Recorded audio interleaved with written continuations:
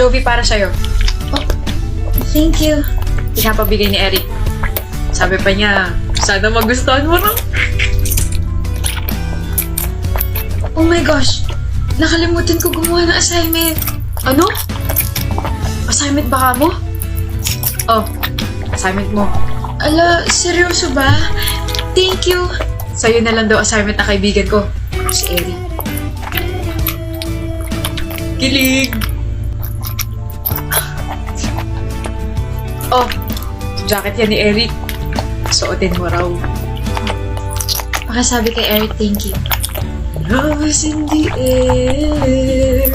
Kupar, nandito ka rin pala. Bumibili ka rin ba ng susuotin mo para sa graduation? Oo. Sabay na tayo.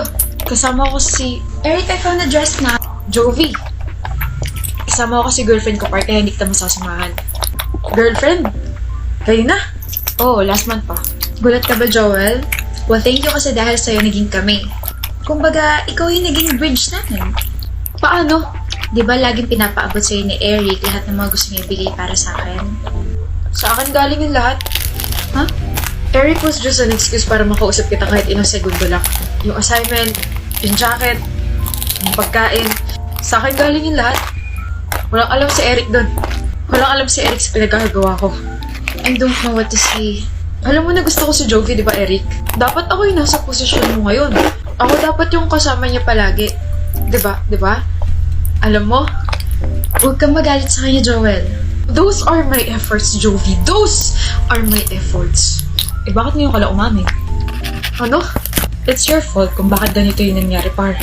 Magalit ka sa sarili mo at hindi sa amin. Okay, alam ko may gusto ka sa kanya, pero tagal ko na siyang gusto rin eh. Yung bagal mo. Tope, tsaka duwag ka pa. Aamin naman ako, pero Jovi, please. Those are my efforts, di ba? Marami pa akong binigay para sa'yo. I'm sorry.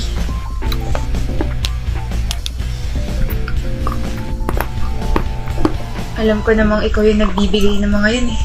Kaso sa sobrang tagal niya umamin, sa iba na ako nagkagusto.